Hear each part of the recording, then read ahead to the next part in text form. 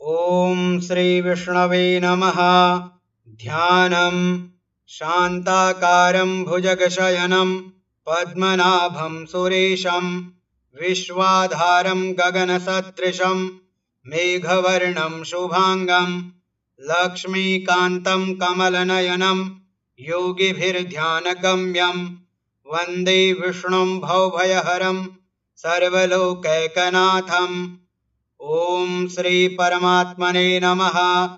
अथ विष्णु सहस्रनाम स्तोत्रम् यस्य स्मरणमात्रेण जन्म संसार बन्धनात् विमुच्यते। नमस्तस्मै विष्णवे प्रभविष्णवे। नमः समस्तभूतानामादिभूताय भूभृते अनेकरूपरूपाय विष्णवे प्रभविष्णवे। वैशम्पायन उवाच श्रुत्वा धर्मान् शेषेण पावनानि च सर्वशः युधिष्ठिरः शान्तनवम् पुनरेवाभ्यभाषत। युधिष्ठिर उवाच किमेकं दैवतं लोके किं वाप्येकं परायणम् स्तुवन्तः कं कमर्चन्तः प्राप्नुयुर्मानवाः शुभम्। को धर्मः सर्वधर्माणां भवतः परमो मतः किं जपन्मुच्यते जन्तुर्जन्म संसार बन्धनात्। भीष्म उवाच जगत्प्रभुं देवदेव मनन्तं पुरुषोत्तमं स्तुवन्नाम सहस्रेण पुरुषः सततोत्थितः तमेव चार्चयन् नित्यं भक्त्या पुरुषमव्ययम् ध्यायन् स्तुवन्नमस्यंश्च यजमानस्तमेव च। अनादिनिधनं विष्णुं सर्वलोकमहेश्वरं लोकाध्यक्षं स्तुवन्नित्यं सर्वदुःखातिगो भवेत्। ब्रह्मण्यं सर्वधर्मज्ञं लोकानां कीर्तिवर्धनं लोकनाथं महद्भूतं सर्वभूतभवोद्भवम्। एष मे सर्वधर्माणां धर्मोऽधिकतमो मतः यद्भक्त्या पुण्डरीकाक्षं स्तवैरर्चेन्नरः सदा। परमं यो महत्तेजः परमं यो महत्तपः परमं यो महद्ब्रह्म परमं यः परायणं पवित्राणां पवित्रं यो मङ्गलानां च मङ्गलं दैवतं देवतानां च भूतानां यो व्ययः पिता यतः सर्वाणि भूतानि भवन्त्यादियुगागमे यस्मिंश्च प्रलयं यान्ति पुनरेव युगक्षये। तस्य लोकप्रधानस्य जगन्नाथस्य भूपते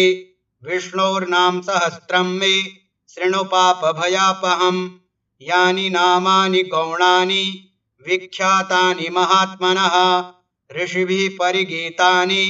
तानि वक्ष्यामि भूतये। ॐ विश्वं विष्णुर्वषट्कारो भूतभव्यभवत्प्रभुः भूतकृद्भूतभृद्भावो भूतात्मा भूतभावनः भूतात्मा परमात्मा च मुक्तानां परमा गतिः अव्ययः पुरुषः साक्षी क्षेत्रज्ञोऽक्षर एव च योगो योगविदां नेता प्रधान पुरुषेश्वरः नारसिंहवपुः श्रीमान् केशवः पुरुषोत्तमः सर्वः शर्वः शिवस्थाणुर्भूतादिर्निधिरव्ययः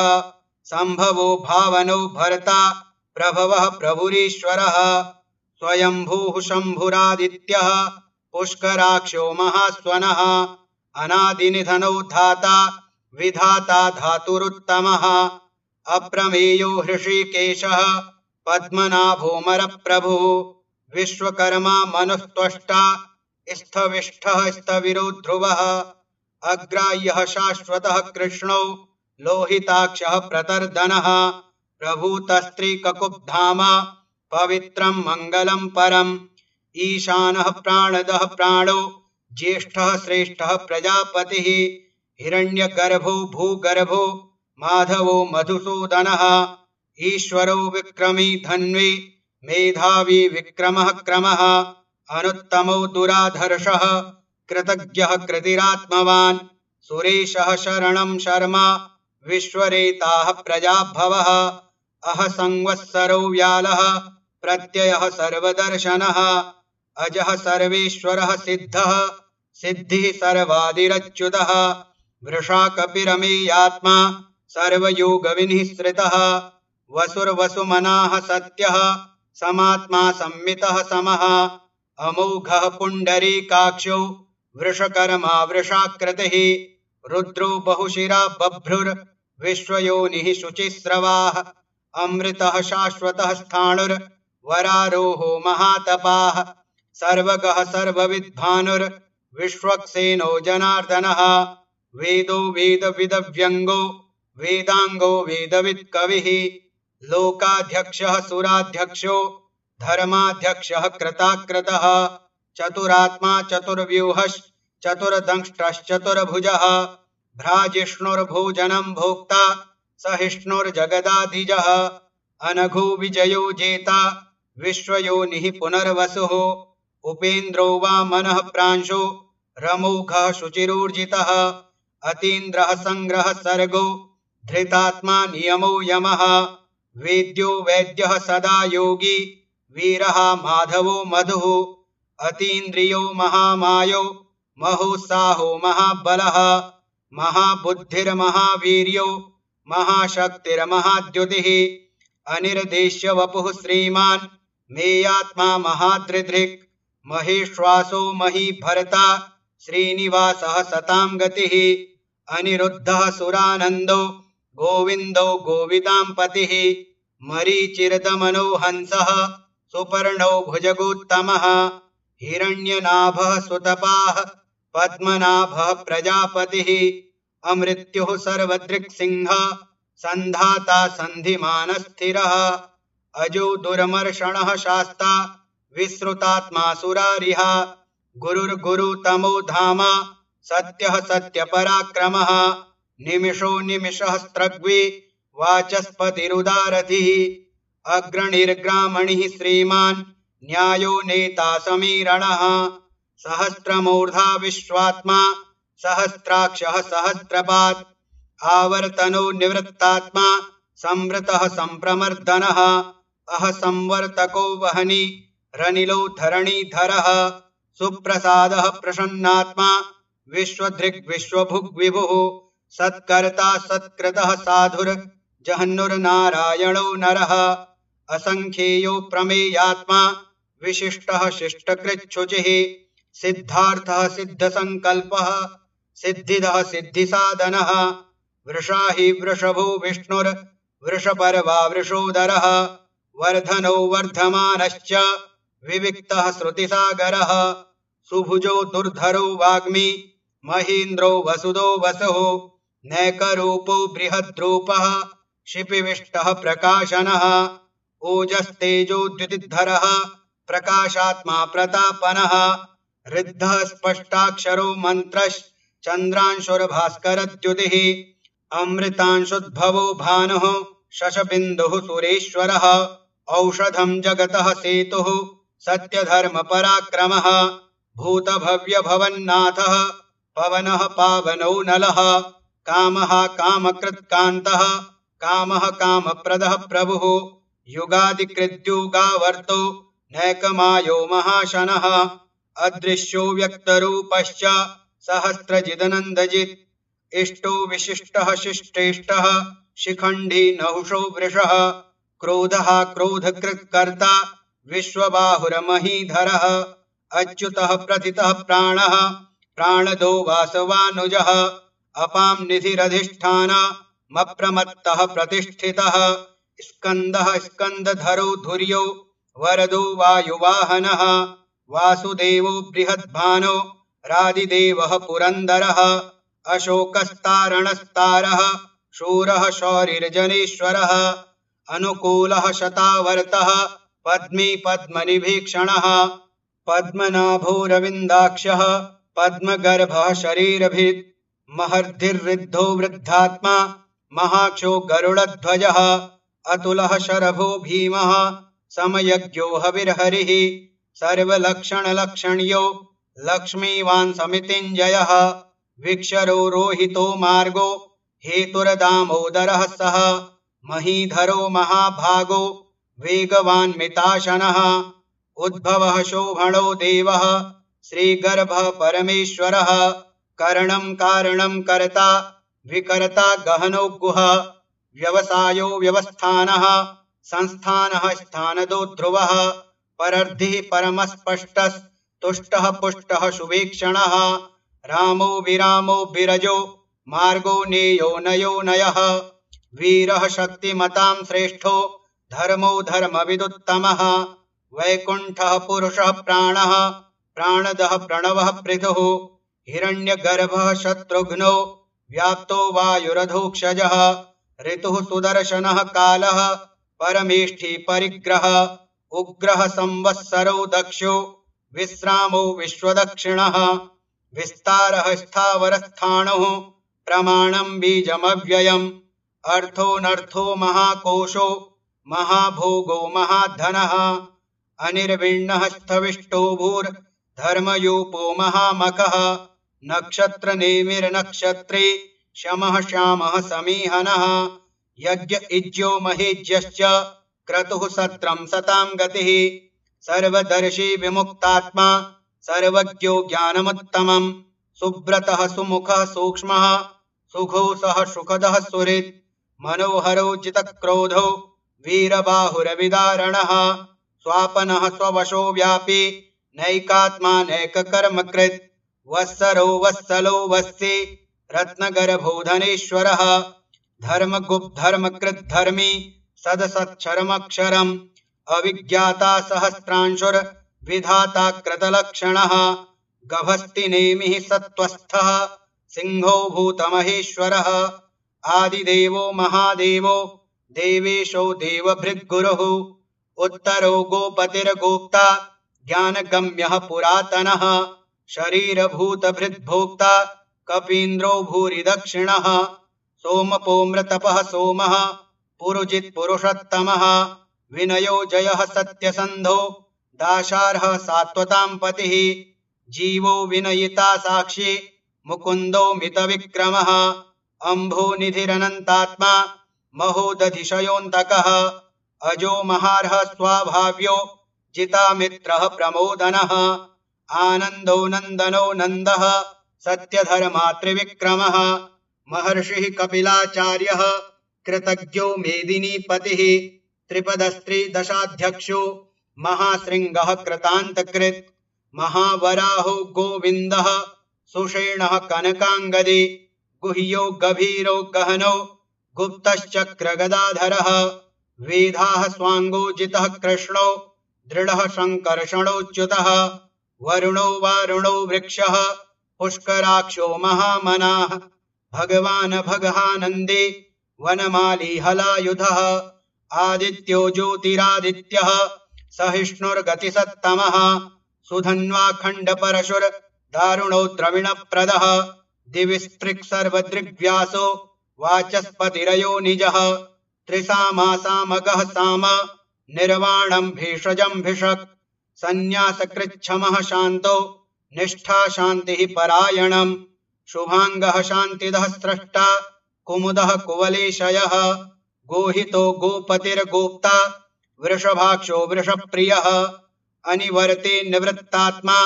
संक्षेप्ताशेमकृच्छिवः श्रीवत्सवक्षाः श्रीवासः श्रीपतिः श्रीमताम्बरः श्रीधः श्रीशः श्रीनिवासः श्रीनिधिः श्रीविभावनः श्रीधरः श्रीकरः श्रेयः श्रीमान् लोकत्रयाश्रयः स्वक्षः स्वङ्गः शतानन्दो नन्दिर्ज्योतिर्गणेश्वरः विजितात्मा विधेयात्मा सत्कीर्तिश्छिन्न संशयः उदीर्णः सर्वतश्चक्षु रनीशः शाश्वतस्थिरः भूषयो भूषणो भूतिर्विशोकः शोकनाशनः अर्चिस्मानर्चितः कुम्भो विशुद्धात्मा विशोधनः अनिरुद्धो प्रतिरथः प्रद्युम्नो मितविक्रमः कालनेमिनिहावीरः शौरिः शूरजनेश्वरः त्रिलोकात्मा त्रिलोकेशः केशवः केशिहा हरिः कामदेवः कामपालः कामीकान्तः कृतागमः अनिर्देश्य वपुर्विष्णुर्वीरोऽनन्तो धनञ्जयः ब्रह्मण्यो ब्रह्मकृद्ब्रह्मा ब्रह्म ब्रह्म विवर्धनः ब्रह्मविद्ब्राह्मणो ब्रह्मी ब्रह्मज्ञो ब्राह्मणप्रियः महाक्रमो महाकर्मा महातेजा महोरगः महाक्रतुर्महायज्वा महायज्ञो महाहविः स्तव्यः स्तवप्रियः स्तोत्रम् स्तुतिः स्तोतारणप्रियः पूर्णः पूरयिता पुण्यः पुण्यकीर्तिरनामयः मनोजवस्तीर्थकरो वसुरेता वसुप्रदः वसुप्रदो वासुदेवो वसुर्वसुमना हविः सद्गतिः सत्कृतिः सत्ता सद्भूतिः सत्परायणः शूरसेनो यदुश्रेष्ठः सन्निवासः सुयामुनः भूतावासो वासुदेवः सर्वासु निलयो नलः दर्पः दर्पदो दृप्तो दुर्धरोऽथा पराजितः विश्वमूर्तिर्महामूर्तिर्दीप्तमूर्तिरमूर्तिमान् अनेकमूर्तिरव्यक्तः शतमूर्तिः शताननः एको नैकः सवः कः किं यत्तत्पदमनुत्तमम् लोकबन्धुर्लोकनाथो माधवो भक्तवत्सलः सुवर्णवर्णो हेमाङ्गो वराङ्गश्चन्दनाङ्गदी वीरः विषमः शून्यो घृताशीरचलश्चलः अमानी मानदो मान्यो लोकस्वामी त्रिलोकधृक् सुमेधा मेधजो धन्यः सत्यमेधाधराधरः तेजो वृषोद्युतिधरः सर्वशस्त्रभृताम्बरः प्रग्रहो निग्रहो व्यग्रो नैकशृङ्गो गदाग्रजः चतुर्मूर्तिश्चतुर्बाहुश्चतुर्व्यूहश्चतुर्गतिः चतुरात्मा चतुर्भावश्चतुर्वेदविदेकपात् समावर्तो निवृत्तात्मा दुर्जयो दुरतिक्रमः दुर्लभो दुर्गमो दुर्गो दुरावासो दुरारिहा शुभांगो लोकसारंगः सुतन्तुस्तन्तुवर्धनः इंद्रकर्मा महाकर्मा कृतकर्मा कृतागमः उद्भवः सुन्दरः सुन्दो रत्ननाभः सुलोचनः अर्को वाजसनः शृंगे जयन्तः सर्वविजयी सुवर्णबिन्दुरक्षोभ्यः सर्ववागीश्वरेश्वरः महाह्रदो महागर्तो महाभूतो महानिधिः कुमुदः कुन्दरः कुन्दः पर्जन्यः पावनो नीलः अमृताशोऽमृतवपुः सर्वज्ञः सर्वतोमुखः सुलभः सुव्रतः सिद्धः शत्रुजिच्छत्रुतापनः न्यग्रोधोदुम्बरोऽश्वत्थश्चाणूरान्ध्रनिषूदनः सहस्रार्चिः सप्तजिह्वः सप्तैधाः सप्तवाहनः अमूर्तिरनघो चिन्त्यो भयकृद्भयनाशनः अणुर्बृहत्कृशः स्थूलो गुणभृन्निर्गुणो महान् अधृतः स्वधृतः स्वास्यः प्राग्वंशो वंशवर्धनः भारभृत्कथितो योगी योगीशः सर्वकामदः आश्रमः श्रमणः श्यामः सुपर्णो वायुवाहनः धनुर्धरो धनुर्वेदो दण्डो दमयिता दमः अपराजितः सर्वसहो नियन्ता नियमो यमः सत्त्ववान् सात्विकः सत्यः सत्यधर्मपरायणः अभिप्रायः प्रियार्होर्ह प्रियकृत्प्रीतिवर्धनः विहाय सगतिर्ज्योतिः सुरुचिरहुतभुग्विभुः रविर्विरोचनः सूर्यः सविता रविलोचनः अनन्तो हुतभुग्भोक्ता सुखदो नैकजोग्रयः अनिर्विण्णः सदा मर्षि लोकाधिष्ठानमद्भुतः सनातनतमः कपिलः कपिरप्ययः स्वस्तिदः स्वस्तिकृत् स्वस्ति स्वस्तिभुक् स्वस्ति दक्षिणः अरौद्रः कुण्डली चक्रे विक्रम्योर्जितशासनः शब्दातिगः शब्दसः शिशिरः सर्वरीकरः अक्रूरः पेशलो दक्षो दक्षिणः शमिनाम्बरः विद्वत्तमो वीतभयः पुण्यश्रवणकीर्तनः उत्तारणो दुष्कृतिः पुण्यो दुःस्वप्ननाशनः वीरः रक्षणः सन्तो जीवनः पर्यवस्थितः अनन्तरूपोऽनन्तश्रीर्जितमञ्जुर्भयापः चतुरस्रो गभीरात्मा विदिशो व्यादिशो दिशः अनादिर्भूर्भुवो लक्ष्मीः सुवीरो रुचिराङ्गदः जननो जनजन्मादिर्भीमो भीमपराक्रमः आधारनिलयो धाता पुष्पहासः प्रजागरः ऊर्ध्वगः सत्पथाचारः प्राणदः प्रणवः पणः प्रमाणं प्राणनिलयः प्राणभृत् प्राणजीवनः तत्त्वं तत्त्वविदेकात्मा जन्म मृत्युजरातिगः भूर्भुवः स्वस्तरुस्तारः सविता प्रपितामहः यज्ञो यज्ञपतिर्यज्वा यज्ञाङ्गो यज्ञवाहनः यज्ञभृद्यज्ञकृद्यज्ञी यज्ञभुग्यज्ञसाधनः यज्ञान्तकृद्यज्ञगुह्य मन्नमन्नाद एव च आत्मयोनिः स्वयं जातो वैखानः सामगायनः देवकी नन्दनः स्रष्टा क्षितिशः पापनाशनः शङ्खभृन्नन्दके चक्रे शारङ्गधन्वा गदाधरः रथाङ्गपाणिरक्षोभ्यः सर्वप्रहरणायुधः ॐ नमः इतीदं कीर्तनीयस्य केशवस्य महात्मनः नाम्नां सहस्रं दिव्यानामशेषेण प्रकीर्तितं य इदं शृणुयान्नित्यं यश्चापि परिकीर्तयेत् नाशुभं प्राप्नुयात् किञ्चित् सोमुत्रेह च मानवः वेदान्तगो ब्राह्मणः स्यात् क्षत्रियो विजयी भवेत् धर्मार्थी प्राप्नुयात् धर्ममर्थार्थी चार्थमाप्नुयात् कामानुवाप्नुयात् कामी प्रजार्थी प्राप्नुयात् प्रजां भक्तिमान्यः सदोत्थाय शुचिस्तद्गतमानसः सहस्रं वासुदेवस्य नाम्नामेतत् प्रकीर्तयेत् यशः प्राप्नोति विपुलं ज्ञातिप्राधान्यमेव च अचलां श्रियमाप्नोति श्रेयः प्राप्नोत्यनुत्तमं न भयं क्वचिदाप्नोति वीर्यं तेजश्च विन्दति भवत्यरोगो द्युतिमान् बलरूपगुणान्वितः रोगार्तो मुच्यते रोगाद् बद्धो मुच्येत बन्धनात् भयान्मुच्येत भीतस्तो मुच्येतापन्न आपदः दुर्गाण्यतितरत्याशो पुरुषः पुरुषोत्तमम् स्तुवन्नाम सहस्रेण नित्यं भक्तिसमन्वितः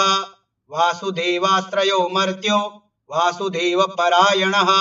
सर्वपापविशुद्धात्मा याति ब्रह्म सनातनं न वासुदेवभक्तानामशुभं विद्यते क्वचित् जन्म मृत्युजरा व्याधि भयं नैवोपजायते इमं स्तवमधीयानः श्रद्धा भक्तिसमन्वितः युज्येतात्मसुखक्षान्ते श्रीधृतिस्मृतिकीर्तिभिः न क्रोधो न च मात्सर्यं न लोभो नाशुभा मतिः भवन्ति कृतपुण्यानां भक्तानां पुरुषोत्तमे द्यौः सच्चन्द्रार्कनक्षत्र खं दिशो भूर्महो दधिः वासुदेवस्य वीर्येण विधृतानि महात्मनः ससुरासुरगन्धर्वं सयक्षोरगराक्षसं जगद्वशे वर्ततेदं कृष्णस्य सचराचरम् इन्द्रियाणि मनोबुद्धिः सत्त्वं तेजो बलं धृतिः वासुदेवात्मकान्याहो क्षेत्रं क्षेत्रज्ञ एव च सर्वागमानामाचारः प्रथमं परिकल्पते आचारप्रभवो धर्मो धर्मस्य प्रभुरच्युतः ऋषयः पितरो देवा महाभूतानि धातवः जङ्गमाजङ्गमं चेदं जगन्नारायणोद्भवं योगो ज्ञानं तथा साङ्ख्यं विद्याः शिल्पादिकर्म च वेदाः शास्त्राणि विज्ञानमेतत्सर्वं जनार्दनात् एको विष्णुर्महद्भूतं पृथग्भूतान्यनेकशः त्रीन्लोकान् व्याप्य भूतात्मा भुङ्क्ते विश्वभुग्व्ययः इमं स्तवं भगवतो विष्णोर्व्यासेन कीर्तितं पठेद्यच्छेत् पुरुषः श्रेयः प्राप्तुं सुखानि च विश्वेश्वरमजं देवं जगतः प्रभवाप्ययं भजन्ति ये पुष्कराक्षं न ते यान्ति पराभवम् ॐ तत्सदिति श्रीमहाभारते शतसाहस्र्यां संहितायां वैयासिक्यामानुशासनिके पर्वणि भीष्मयुधिष्ठिर संवादे श्रीविष्णोर्दिव्यसहस्रनाम स्तोत्रम् श्रीविष्णोर्पणमस्तु। हरिः ओम तत्सत्।